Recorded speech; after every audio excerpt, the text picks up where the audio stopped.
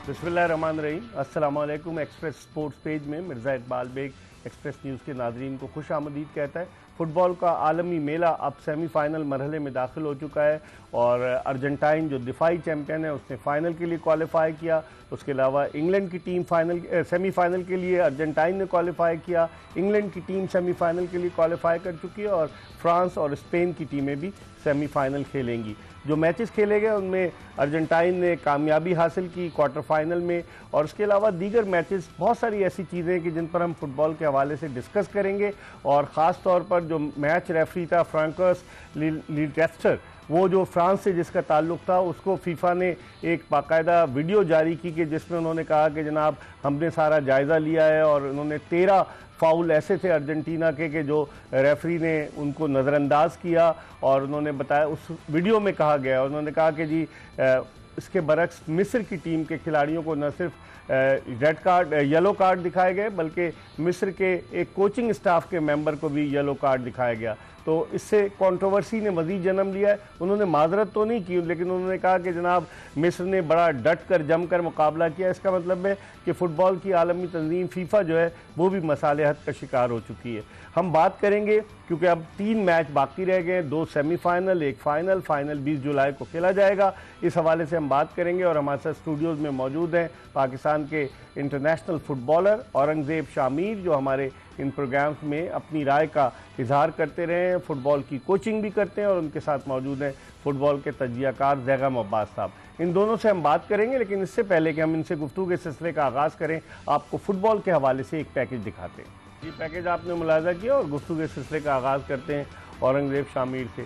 औरंगज़ेब, जिस तरह से कहा जा रहा था कि अर्जेंटाइन की टीम को या तो गैबी तौर पर सपोर्ट किया जा रहा है या कहीं ना कहीं से सपोर्ट ज़रूर किया जा रहा है, और अर्जेंटाइन ने जो कल रात को मैच हुआ वो मैच जिस तरीके से जीता वो भी सबके सामने है। हालांकि स्विट्ज़रलैंड जो था सेकंड हाफ में डोमिनेट कर रहा था, लेकिन फिर उसके बाद अर्जेंटाइन 3-1 से जीत गया, वरना 1-1 से बराबर था।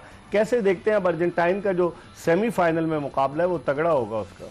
बहुत बहुत शुक्रिया मिर्ज़ा इकबाल भाई साहब प्रोग्राम में इनवाइट करने का। अर्जेंटीना की जहाँ तक आपने बात की, मिस्र के मैच में कई कंट्रोवर्सी सामने आए थे और आपको पता है एक ही मैच में 2 मेयार, मतलब अलग अलग कानून 2 टीमों के लिए, इस तरह के इल्ज़ाम सामने आए। और दुनिया फुटबॉल के बड़े बड़े खिलाड़ियों ने, इंग्लैंड के रियो फर्डिनेंड ने स्टेटमेंट जारी किया कि कल रात हमने ये देखा कि अर्जेंटाइन प्लेयर के लिए अलग कानून है और इजिप्ट के लिए अलग कानून है। जो फाउल उन्होंने कमिट किए थे अर्जेंटीना के प्लेयर के येलो कार्ड की नोयत के, उनको येलो कार्ड नहीं किया, और जबकि मिस्र के प्लेयर के ऐसे फाउल थे जो येलो कार्ड के नोयत किए थे, येलो कार्ड किया गया। और वही कंट्रोवर्शियल वो डिसीजन जो गोल डिसअलाउड किया, इसके बाद उनके कोच ने जो इल्जाम लगाया कि फीफा ये सब कुछ, फीफा जो वर्ल्ड गवर्निंग बॉडी है उनके मुताबिक, मिस्र के कोच के मुताबिक ये सारे मार्केटिंग के लिए करते हैं कि लियोनेल मेसी ग्लोबल फिगर है और अर्जेंटीना फाइनल में आएगी, टिकटों के प्राइस बढ़ जाएंगे। मार्केटिंग का मकसद ये है बिजनेस करना। तो बहरहाल ये इल्जामात अपनी जगह पे, लेकिन अर्जेंटीना की टीम की अगर कल के मैच की बात करते हैं जो स्विट्जरलैंड के खेला, स्विट्जरलैंड की टीम ने बहुत ही अच्छा फुटबॉल पेश किया और उन्होंने, आपको पता है एम्बोलो भी डबल येलो हो गए थे, मिस्टेकन, इसको एक नाम दिया गया इस कार्ड को, मिस्टेकन आइडेंटिटी। एक कानून बनाती है वर्ल्ड फुटबॉल एसोसिएशन बॉडी जो सिर्फ फीफा को लॉ बना के देती है, उसने कहा मिस्टेकन आइडेंटिटी की बुनियाद पर इसको दूसरा येलो दिया गया है, क्योंकि इसने जो एक येलो कार्ड हासिल किया था वो अननेसेसरी येलो कार्ड हासिल किया था, जो डिफेंडर को पीछे से वो करता है। सेकंड हाफ में इस शख्स ने 72 मिनट में येलो कार्ड जो लिया था वो बाल जो है पेरेडेस और उसके दरमियान बाल में कस कर, और उसने डाइव किया था रेफरी को चकमा देने के लिए, और रेफरी ने फॉर अ वाइल अर्जेंटाइन के खिलाड़ी को येलो कार्ड किया, लेकिन उसको वीआर रिव्यू के लिए कहा गया और वीआर रिव्यू लेने के बाद इस प्लेयर को येलो कार्ड किया गया, जो कि माहिरीन के मुताबिक ये कार्ड सही था। लेकिन मैं एक बात आपको बताता चलूं, कुछ मैंने ऐसे मैचेस देखे हैं, ऐसे रेफरीज देखे हैं कि इस कार्ड को वो शो नहीं करते थे कि मैच की नोयत के मुताबिक मैच को चलाया जाए, तो अर्जेंटाइन को बराह रास्त जो एडवांटेज मिला। और 1 मैन डाउन स्विट्जरलैंड अर्जेंटाइन के खिलाफ कोप नहीं कर सकती थी, वो अलग बात है। उन्होंने प्लेयर ने आखिर में मैच एक्स्ट्रा टाइम में चला गया, अल्वारेज जैसे खिलाड़ी ने, आप 10 खिलाड़ी से खेलना अर्जेंटाइन के सामने, तो वो आपको पता है बड़ी बात होती है। आप कैसे देखेंगे एम्बोलो को जिस तरह से कल उसके साथ सलूक किया गया? देखिए, मैं तो इस बात को कंटिन्यू करूंगा कि वो बड़ी मैं कि मुकाबला तो दिले नातवा ने खूब किया, लेकिन एम्बोलो को कार्ड के हवाले से क्या कहेंगे आप? मैं आपसे वो पूछ रहा हूँ। देखिए, एक तो ये कि वो तो अभी जैसे शामीन ने भी बात बताई कि वाकई वो तो जस्टिफाई करता ही नहीं था वो कार्ड। लेकिन उसको बस उन्होंने इम्पोज कर दिया। जाहिर है कि रेफरी का डिसीजन जो फाइनल डिसीजन है, लेकिन कितनी बड़ी बात है, अभी ये शामिर भी कह रहे थे कि एक्स्ट्रा टाइम में लेके जाना, क्योंकि जितने फुटबॉल के जो नाक़िदीन थे वो समझ रहे थे कि शायद स्विट्जरलैंड उसके लिए यही बहुत बड़ा मकाम है कि वो क्वार्टर फाइनल तक पहुंच गई। लेकिन कितनी बड़ी बात है कि न सिर्फ उसने ये कि जो मुकर्रर वक्त था उस पर बराबर खेला, बल्कि इजाफी वक्त का जो पहला हफ्ता उस तक में भी खेला। क्या तो बहुत बड़ी बात। डिफेंसिव नहीं हो गई थी, कुछ ज्यादा डिफेंसिव हो गई थी स्विट्जरलैंड की टीम? मैं देख रहा था कि तकरीबन 9 के 9 खिलाड़ी पीछे आ गए थे, 10 से खेल रही थी वो। सर ये ऐसा है कि आप वन मैन जब डाउन हो जाते हैं तो डेफिनेटली आपको दिफा प्रायोरिटी आपका डिफेंस होता है कि ज्यादा से ज्यादा आप गोल ना कंसीड करें। उन्होंने गोल तो इक्वलाइज कर दिया था, अर्जेंटाइन ने मैकलिस्टर के जरिए लीड लिया, फिर गोल इक्वलाइज के एम्बोलो ने एफर्ट किया और अपने फॉरवर्ड को पास किया, जबरदस्त गोल किया, गोल भी बड़ा बेहतरीन किया, क्लास का किया। और पूरी टीम बाद में एक मैन डाउन के बाद डिफेंस में चली गई थी, जिसका फायदा भरपूर अर्जेंटीना ने उठाया। लेकिन यहाँ एक बात जो ज़ेरे गौर है, यहाँ अल्वारेज जो एटलेटिको मैड्रिड में खेलते हैं, उन्होंने 25 गोल स्कोर किए स्पेनिश लीग अर्जेंटीना के। उसने पूरे वर्ल्ड कप में अब तक एक स्कोर भी नहीं किया था, कल वो स्कोर शीट में नजर आए। और तीसरा गोल उन्होंने किया था लोतरनो मार्टिनेज, कल लियोनेल मेसी स्कोर शीट में नजर नहीं है। ये एक फर्क है। लेकिन जो गोलकीपर है अर्जेंटीना का, कमाल की मार्टिनेज गोलकीपर, आपको पता है पिछले वर्ल्ड कप में हीरो बनकर डिक्लेयर होता है। उन्होंने पेनल्टी सेव किए थे और अच्छे मैचेस भी जितवाए। लास्ट मोमेंट में आपको पता है फ्रांस के खिलाड़ी का उन्होंने ओपन बॉल भी सेव किया था 2022 के वर्ल्ड कप का फाइनल का। तो गोलकीपर, अब अर्जेंटीना की टीम, हम कंट्रोवर्सी को साइड में रखते हैं, रेफरी डिसीजन को साइड में रखते हैं, लेकिन अब अर्जेंटीना की टीम भरपूर रिदम में और अपने टाइटल का भरपूर दिफा कर रही है। कैसे देखते हैं अर्जेंटीना वर्सेस इंग्लैंड सेमीफाइनल? देखिए, ये तो बहुत कांटे का मुकाबला होगा, इसलिए कि इंग्लैंड को इस वक्त बहुत बड़ा एडवांटेज है। इस वक्त जो वो खेल पेश कर रहा है वाकई अब तक की, क्योंकि ये चौथी दफ़ा पता उसने जो है ये एजाज़ हासिल किया है कि सेमीफाइनल खेलने का, तो यकीन जाने कि अपनी पूरी जान मार देगा। और इसलिए कि इस वक्त जो उनका जैसे उसने शानदार खेल पेश किया है, वाकई ठीक है। बहुत वो उनका जो कप्तान है हैरी केन, और जिससे गोल किए बेलिंगम, क्या नाम है उसका? बेलिंगम। ये वर्ल्ड कप की हिस्ट्री रही है। इंग्लैंड और अर्जेंटीना आज दोनों टीमें सेमीफाइनल में सामने सामने, और ये आपको पता है एक हिस्ट्री है। और दूसरी तरफ स्पेन और फ्रांस की टीमें, मैं कहता हूँ जो 4 टीमें आई हैं, ठीक है 32 चारों ये टॉप 4 रैंकिंग, चारों टीमें फीफा रैंकिंग में टॉप 10 पर हैं। चारों टीमें डिजर्व करती है। लेकिन बात आती है यहाँ पर राइवलरी की, तो इंग्लैंड और अर्जेंटीना के मैच को अगर बैकग्राउंड देखते हैं तो 1962 में अर्जेंटीना को इंग्लैंड ने हराया, जब बॉबी चार्ल्टन वर्ल्ड कप जीता, बड़े बड़े खिलाड़ी इंग्लैंड में खेलते थे। 66 का वर्ल्ड कप इंग्लैंड में हुआ, इंग्लैंड ने जीता और अर्जेंटीना को भी हराया लीग के मैच में, शायद राउंड के मैच में। फिर इसके बाद से आपको पता है, फिर जब इनका दौर आया अर्जेंटीना का, तो उन्होंने कोई कसर नहीं छोड़ा। 86 में हेड ऑफ गॉड का गोल जो मैराडोना को, जो और फीफा रैंकिंग में सरे पेरेस जो गोल है 6 खिलाड़ियों को डॉज करते हुए डेगो मैराडोना को, फिर वो दौर हमने देखा। फिर 98 में हमने देखा डेविड बेकम का दौर आया, माइकल ओवन का दौर आया। ये बहुत ही दिलचस्प मैच, इनका बड़ा एक जबरदस्त हिस्ट्री है दोनों टीमों का। अब देखते हैं क्या होता है। हम एक ब्रेक की तरफ बढ़ रहे हैं और ब्रेक के बाद जब वापस आएंगे, मैं एक इंटरव्यू देख रहा था मैराडोना का, हाँ जहानी मैराडोना का, तो उनसे जब पूछा गया था उस वक्त, तो उन्होंने कहा था कि उनकी नज़र में जो बेहतरीन फुटबॉलर थे वो ब्राज़ील के रोनाल्डिनो थे। एक रोनाल्डो था, एक रोनाल्डिनो। वो कह रहे हैं रोनाल्डिनो जो थे, जिस तरीके से ड्रिबलिंग करते थे, जिस तरीके से वो गेंद का कंट्रोल करते थे, रोनाल्डिनो अब से 3-4 बरस कबल पाकिस्तान भी आए थे, एक फुटबॉल टूर्नामेंट वगैरह हो रहा था, एग्जीबिशन मैचेस। हम एक ब्रेक ले रहे और ब्रेक के बाद जल्दी औरंगजेब शामिर और ज़ैगम अब्बास के साथ दोबारा आपको ज्वाइन करेंगे। Stay tune to Express News. Welcome back after the break. हम बात कर रहे हैं वर्ल्ड कप फुटबॉल टूर्नामेंट 2026 के हवाले से, और 6 मरतबा की चैंपियन अर्जेंटाइन की टीम आज क्वार्टर फाइनल में कामयाबी हासिल करके स्विट्ज़रलैंड के खिलाफ जो है वो सेमीफाइनल में पहुंच चुकी है। इंग्लैंड की टीम भी सेमीफाइनल में, स्पेन और फ्रांस का सेमीफाइनल जो है उसके बारे में कहा जा रहा है कि क्लैश ऑफ टाइटन्स होगा, क्योंकि फ्रांस की टीम भी बड़ी तगड़ी और स्पेन की। क्या कहेंगे स्पेन वर्सेस फ्रांस? स्पेन और फ्रांस की टीम का अगर मवाजना करते हैं तो लास्ट 2 साल में उन्होंने एक बहुत बड़े मैच खेले हैं। यूरोपियन नेशन लीग का सेमीफाइनल खेला है और सेमीफाइनल और फाइनल खेले हैं। दोनों टूर्नामेंट, दो मेजर टूर्नामेंट है यूरोप के, और दोनों टीम मैचों में स्पेन ने कामयाबी हासिल की है। स्पेन की टीम आपको पता है technically far better than France, और फ्रांस के पास फिजिकली अच्छे लड़के, एम्बापे फिजिकली अच्छा है, फिजिकली स्ट्रॉन्ग लड़के हैं और फेस है इनके पास। स्पेन की फुटबॉल टोटली टेक्निकल प्लेयर होते हैं। पहले माजी में आपको याद है जावी, इनेस्टा खेला करते थे, और किस तरह शॉर्ट टचेस खेलते थे, और पेनिट्रेशन इनके हर एरिया में आपको पेनिट्रेशन। अब वो नजर नहीं आया इस वर्ल्ड कप में। इस वर्ल्ड कप में, इस मैच में जो मैंने बेल्जियम के सामने देखा था, जो मैंने उसी स्टाइल में खेल रहे, पूरी उसी पैटर्न पे आए, गावी, पेड्री और ओल्मो।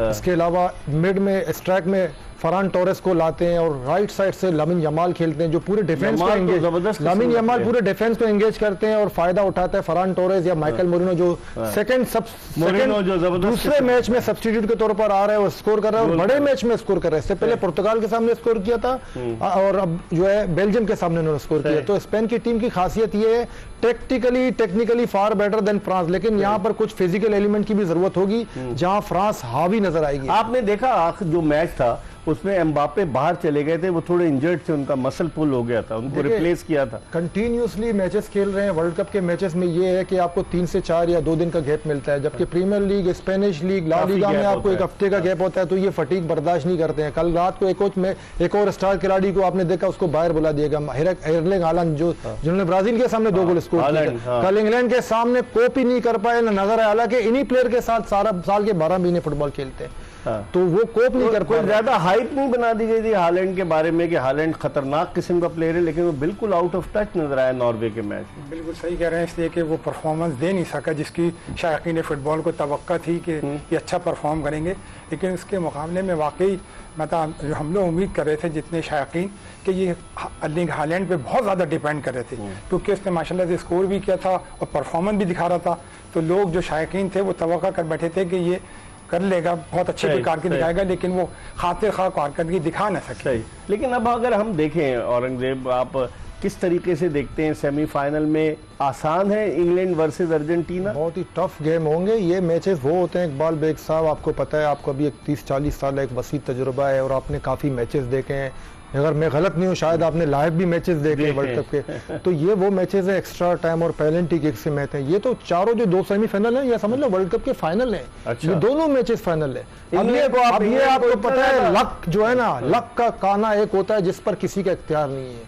जैसे स्पेन और फ्रांस की टीम है, जैसे इंग्लैंड और अर्जेंटीना की टीम है। ये इंग्लैंड और अर्जेंटीना का मैच होगा ना, ये समझ लो 2 वॉरियर्स के दरमियान एक लड़ाई, एक जंगजू वाला माहौल होगा।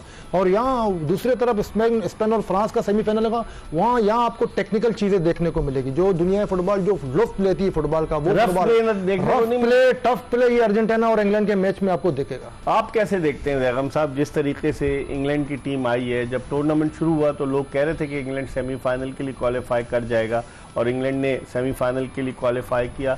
वो हैरी केन पे डिपेंड कर रहे थे, लेकिन बिलिंगम ने जो परफॉर्मेंस दी है उसको देखते हुए आप समझते हैं कि इंग्लैंड एक सख्त जान हरीफ साबित होगा। और इस वर्ल्ड कप में अगर आप देखें तो 90 मिनट के बाद जो एक्स्ट्रा टाइम है उसमें गोल हो रहे हैं, टीमें उसमें कामयाबी हासिल कर रही है। और शुरू के पहले हाफ में तो टीमें बहुत ही मोहतात रहती हैं, लेकिन जो गोल स्कोर हो रहे हैं या तो सेकेंड हाफ में या जो 90 से एक्स्ट्रा टाइम होता है प्लस उसमें हो रहे हैं।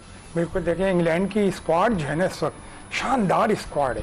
मतलब आप गिनना शुरू करें, साका है, वाइस है, स्टोनिस है, इस तरफ से देखें बेलिंगम है, फिर इस तरफ से अगर आप जो हैरी केन है, इतना ज़बरदस्त स्क्वाड है। और जो अभी तक वो खेल पेश कर रहे हैं वो वाकई शानदार खेल पेश कर रहे हैं। तो टफ मैच होगा। तो मुझे बिल्कुल पूरी उम्मीद है कि ये बहुत अच्छी कारकर्दगी दिखाएगा और हो सकता है अच्छा ये मैच जो है ये डिसाइड भी करेगा कि आइंदा के वर्ल्ड कप जो है कि वो या तो साउथ अफ्रीका में जाने का है या यूरोप में रहेगा। इसलिए कि अगर ये हार जाता है अर्जेंटीना तो जाहिर है कि फिर वो साउथ अमेरिका का जो अभी तो फीफा ने अलॉट तो नहीं किया ना नेक्स्ट वर्ल्ड कप का, कहां से अलॉट? नहीं उससे मकसद नहीं, मैं कहने का इन्फॉर्मेशन मेरे पास नहीं है, लेकिन हमने ये सुना है कौन विनर होगा। 2030 में यूरोपियन ममालिक में चलेगा, 2034 में सऊदी अरब में, सऊदी अरब तैयारियां 2034 में जो है सऊदी अरब में चलने। लेकिन अब जो यहाँ 2 कंट्रीज का नाम मैं भूल गया, यूरोप में चलेगा 2030 का जो वर्ल्ड कप। अच्छा, लेकिन अगर आप फ्रांस का तो नहीं है, फ्रांस और बेल्जियम का भी मैं सुन रहा था शायद ये मुझे कंफर्म। और दूसरी चीज ये देखें कि आप इस वर्ल्ड कप में यूरोपियन टीमों ने डोमिनेट किया। क्वार्टर फाइनल्स में 8 में से 6 टीमें यूरोप की। यूरोपियन टीमें इस वजह से डोमिनेट करती है, इनका लीग का इंफ्रास्ट्रक्चर काफी मजबूत है as compare to South America, Asia, Africa. आपको पता है यहाँ पर आर्सन वेंगर ने एक स्टेटमेंट जारी किया कि आपको पता है एशियन टीमें क्यों कोप कर नहीं पाती है। ये गेम जो 90 मिनट का जो इंटेंसिटी होता है ना, ये समटाइम 60 मिनट तक कोप कर पाते हैं, लेकिन 90 मिनट तक कोप नहीं कर पाते। अब इसमें भी ये हम देख रहे हैं, बाकी मैचेस में आपने देखा ना कि पहले हाफ में बहुत कम स्कोर हुआ है, फिर सेकंड हाफ में स्कोर आपने मेंशन किया कि आपने देखा है कि फर्स्ट हाफ में जो टीमें काफी मोहतात रहती है। कल आपने देखा वो नॉर्वे और इंग्लैंड का मैच, दोनों टीमें जो हमारे एक्सपेक्टेशन थे ना कि इंग्लैंड ने मेक्सिको के सामने जारियाना अंदाज नहीं अपनाया किया। और नॉर्वे ने जो पूरा मैच ब्राजील के सामने डोमिनेट किया वो हमें मैच नजर नहीं आया। लेकिन सेकंड हाफ में नॉर्वे ने अगर शायद लीड लिया, वो इंडिविजुअल एफर्ट की बर्ग ने जो स्कोर किया, लॉन्ग रेंज एफर्ट था, और एर्लिंग हालैंड जिससे एक्सपेक्टेशन थे। और दूसरी बात आपको बताता हूँ कि फटीग क्यों हो रहा है, आपको पता है 30 सेंटीग्रेड पे ये मैच खेला गया है, गर्मी में, बहुत गर्मी में, इंग्लैंड और नॉर्वे का मैच, और ट्रैवलिंग भी बहुत ज्यादा, जैसे कतर में तो एक ही जगह था ना मैच, कतर में एक ही जगह पे, यहाँ पर ट्रेवलिंग 24 आवर, आपको पता है 50 के करीब स्टेट है यूएसए के, 24 आवर के फ्लाइट दूर दूर है। तो ये भी होता है, ट्रेवल फटीग भी होता है। लेकिन बात हो रही है इंटेंसिटी वही प्लेयर कोप कर पाते हैं जो कम्पिटिटिव लीग खेल रहे हैं। और ये चारों टीमें जो इस वक्त आए हैं, चारों टीमें जो है ना, ये 22 स्तर खिलाड़ी प्रोफेशनल बड़े क्लबों से वाबस्ता है। सही। आप क्या कहेंगे, जो जिस तरह से हीट का एक फैक्टर है, बाद मैचेस दिन में भी हो रहे हैं, बाद मैचेस रात को भी हो रहे हैं, तो ये हीट का फैक्टर कितना असरअंदाज होगा? देखिए वो तो बहुत ज़्यादा इसलिए असरअंदाज होता है कि ज़ाहिर है कि उसके स्टेमिना में जो है एक आम प्लेयर जो है अगर इन्वायरमेंट अच्छा नहीं होगा तो यकीनन उसका तो असर उस पर पड़ेगा, उसकी परफॉर्मेंस के ऊपर। और वो देख रहे थे कि हमके बिल्कुल वो हाफ कर रहे थे। ज़ाहिर है कि वो अच्छे कूल मौसम के रहने वाले लोग हैं, जब उनको ये एनवायरनमेंट मिला तो वो तो उनके लिए टफ टास्क मुश्किल हो गई।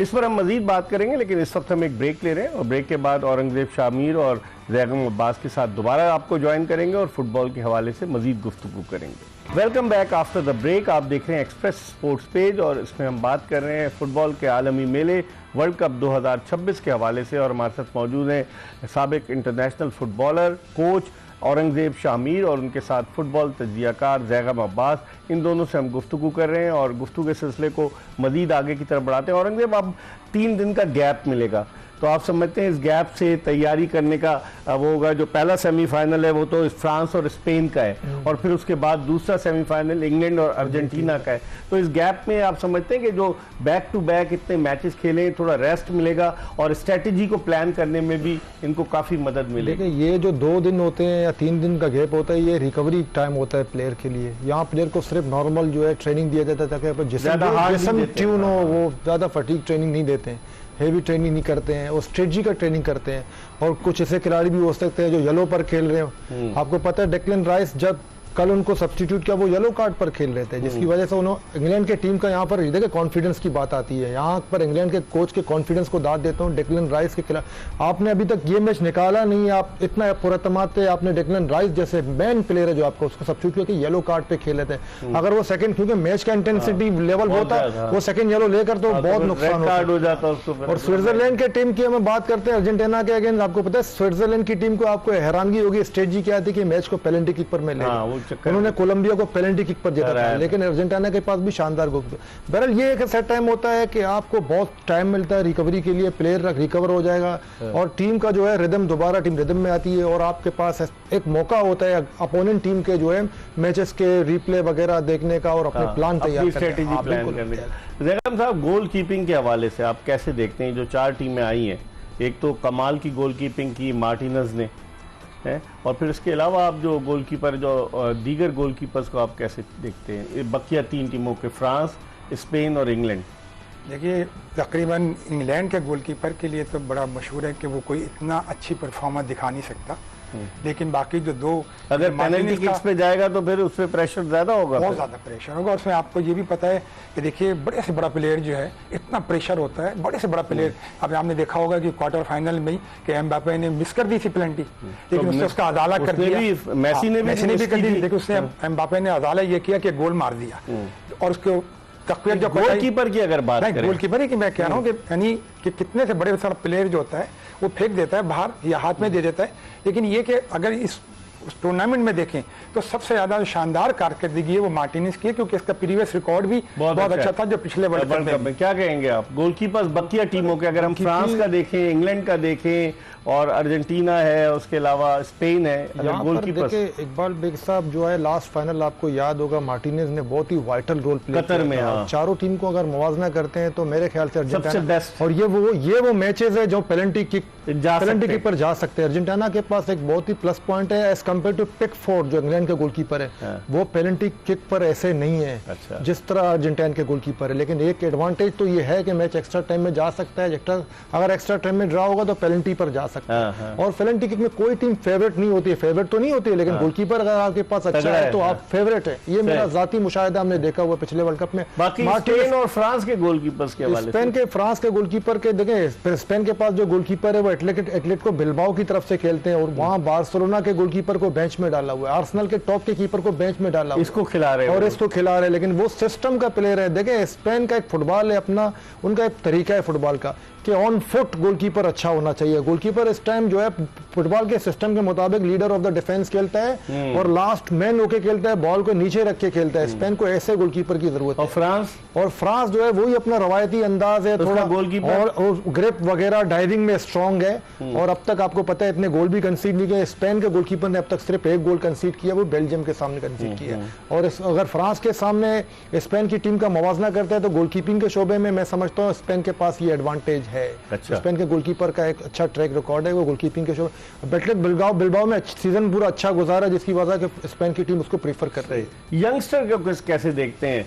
जिस तरह बेलिंगम ने जबरदस्त परफॉर्मेंस दी, एक उभरता हुआ खिलाड़ी है, इसके अलावा यमाल उससे भी बड़ी अच्छी परफॉर्मेंस दी। कौन कौन से यंगस्टर्स आप देखते हैं जिन्होंने इस वर्ल्ड कप में लोगों को अपनी तरफ मुतवज्जा किया है?